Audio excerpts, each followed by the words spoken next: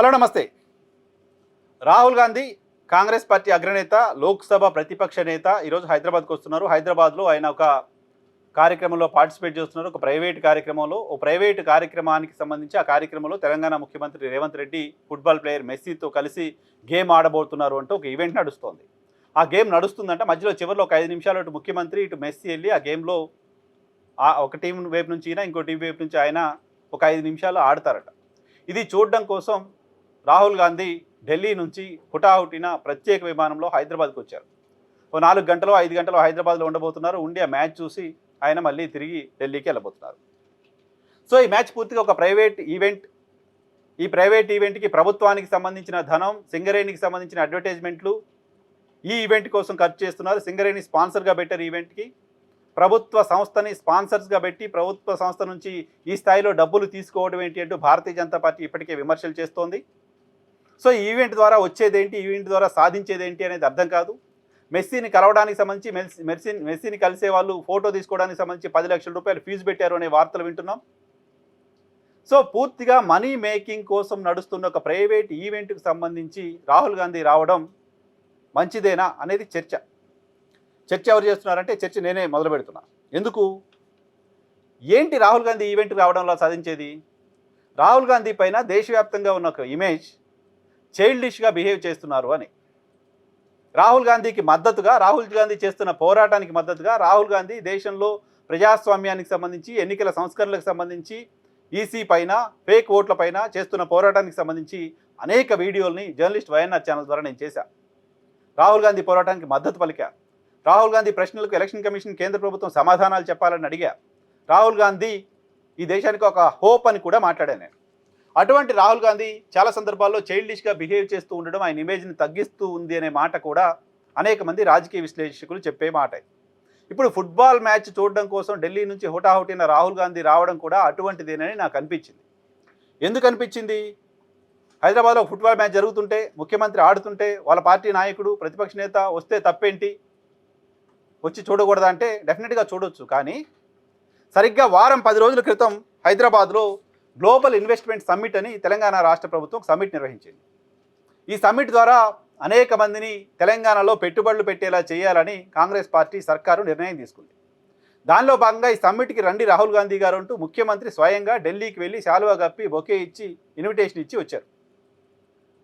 So ఈ సమ్మిట్కి రావాలని నేరుగా ముఖ్యమంత్రి వెళ్ళి ఆహ్వానం పలికితే కూడా 2 రోజుల పాటు హైదరాబాద్లో జరిగిన సమ్మిట్కి హాజరు కావడానికి 2 గంటలు సమయం దొరకలేదు రాహుల్ గాంధీకి.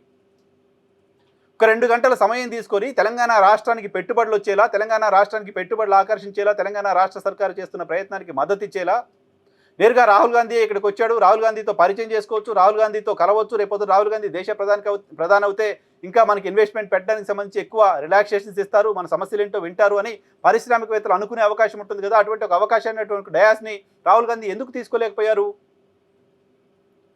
ఇదే నెలలో జరిగిన 2 ఈవెంట్లో, ఒకటి గ్లోబల్ ఇన్వెస్ట్మెంట్ సమ్మిట్ తెలంగాణ రాష్ట్ర ప్రభుత్వం ఏర్పాటు చేసింది, ఇంకోటి ముఖ్యమంత్రి ఫుట్బాల్ ఆడుతుంటూ ప్రైవేట్ ఈవెంట్లో.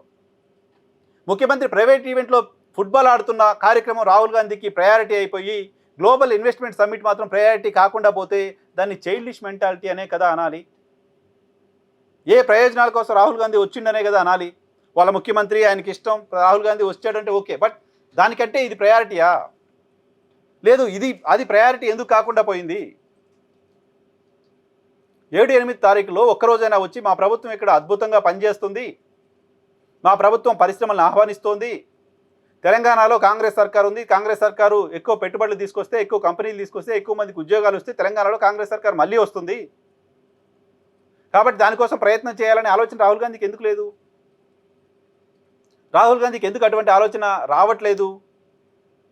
రాహుల్ గాంధీకి ఫుట్బాల్ మ్యాచ్ మాత్రమే ప్రయారిటీ అయిపోయి ఇన్వెస్ట్మెంట్ సమ్మిట్ ఎందుకు ప్రయారిటీ కావట్లేదు అంటే, ఎందుకు కావట్లేదు? కాంగ్రెస్ పార్టీ వ్యూహకర్తలు, కాంగ్రెస్ పార్టీ స్ట్రాటజిస్టులు రాహుల్ గాంధీ ఆలోచన చేసుకోవాలి. ఈవెన్ రాష్ట్ర ప్రభుత్వం గ్లోబల్ ఇన్వెస్ట్మెంట్ సమ్మిట్కి రాహుల్ గాంధీని తీసుకురావడం పైన పెట్టాల్సిన శ్రద్ధ మెస్సీ మ్యాచ్కి తీసుకురావడం పైన పెట్టింది. దానికి మీరు ఖచ్చితంగా రండి, మీరు వస్తే బాగుంటుంది, మీరు వచ్చి ఇక్కడ మిగతా పారిశ్రామికవేత్తలందరికీ ఒక భరోసా ఇవ్వండి, రండి ఇక్కడ తెలంగాణలో పెట్టుబడి పెట్టండి అని చెప్పండి అని రాహుల్ గాంధీని కన్విన్స్ చేసి సమ్మిట్కి తీసుకురావాల్సిన తెలంగాణ రాష్ట్ర ప్రభుత్వం దాన్ని వదిలేసి ఫుట్బాల్ మ్యాచ్ చూడడానికి రండి అని పిలిచి ప్రత్యేక విమానం పెట్టి ఫలక్నామాలో ఆతిథ్యం ఇచ్చి మ్యాచ్ చూపించి పంపించేస్తుంది. సో తెలంగాణ రాష్ట్ర ప్రభుత్వానికి కూడా ప్రయారిటీ ఏంటి అనేది ఇక్కడ మనం అర్థం చేసుకోవచ్చు. తెలంగాణ రాష్ట్ర ప్రభుత్వానికి కూడా ప్రయారిటీ ఫుట్బాల్ మ్యాచే, గ్లోబల్ ఇన్వెస్ట్మెంట్ సమ్మిట్ కాదు. గ్లోబల్ ఇన్వెస్ట్మెంట్ సమ్మిట్లో వచ్చిన కంపెనీలు ఏంటి, ఆ కంపెనీలు ఎప్పుడు పుట్టాయి, ఎక్కడ పుట్టాయి, వాటికి సంబంధించిన మూలధనం ఎంత ఉంది, ఎంత పెట్టుబడులు పెడతామని చెప్పారు, పెట్టగల స్తోమత ఉందా లేదా, వీటన్నిటిపైన ఒక శ్వేతపత్రం తెలంగాణ రాష్ట్ర ప్రభుత్వం విడుదల చేస్తే వచ్చిన పెట్టుబడులు ఏంటి, వాటి వల్ల ఉపయోగం ఏంటి అనేది ప్రజలకు అర్థమవుతుంది. ఇప్పటికే కాస్త చదువుకున్న వాళ్ళకి, ఆ బిజినెస్ నాలెడ్జ్ ఉన్న వాళ్ళకి, కంపెనీస్ పైన అవగాహన ఉన్న వాళ్ళకి ఆ గ్లోబల్ ఇన్వెస్ట్మెంట్ సమ్మిట్లో ఏం జరిగిందో తెలుస్తోంది. గడిచిన 6 నెలలుగా ఎస్ఐఆర్ పైన ఆందోళన చేస్తూ, ఎస్ఐఆర్ పైన చర్చించాలని డిమాండ్ చేస్తూ పార్లమెంట్లో చర్చకు పట్టుబట్టి, పార్లమెంట్లో చర్చ జరుగుతున్న సందర్భంగా పార్లమెంట్లో చర్చ ప్రారంభమైన తర్వాత, చర్చ ప్రారంభమై ఒక గంట గడిచే వరకు రాహుల్ గాంధీ పార్లమెంట్లో లేరు. చర్చ ప్రారంభమవుతున్న సందర్భంగా ఎస్ఐఆర్ లాంటి దానిపైన చర్చ జరుగుతుంటే, చర్చ పెట్టండి అని మీరే ఆందోళన చేసి, చర్చ పెట్టండి అని డిమాండ్ చేసి, చర్చ పెట్టే టైంకి లోక్సభలో ప్రతిపక్ష నేత పార్లమెంట్లో లేకుండా పోయాడు. తీరా వచ్చి ఇంగ్లీష్లో 4 మాటలు చెప్పి 4 ప్రశ్నలు వేసి అయిపోయింది, చర్చ చేసాం, మేము అడిగేసాం, అయిపోయింది అని వదిలేశారు.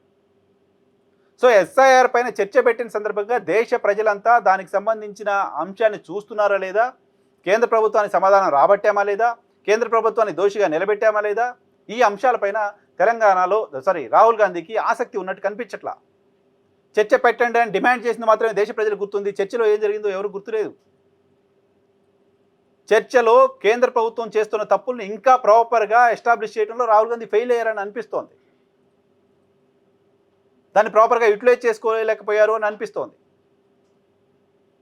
సో ఇంత సీరియస్ ఇష్యూస్ని వదిలేసి, అంత సీరియస్ ఇష్యూస్ పైన కాన్సన్ట్రేట్ చేయకుండా హైదరాబాద్లో ఫుట్బాల్ మ్యాచ్ చూసిపోయి అంత తీరిక రాహుల్ గాంధీకి ఉంది అంటే ఆయన ఏ స్థాయిలో సీరియస్ పొలిటీషియన్గా ఉన్నారో కాంగ్రెస్ పార్టీ నాయకత్వం ఆలోచన చేసుకోవాలి.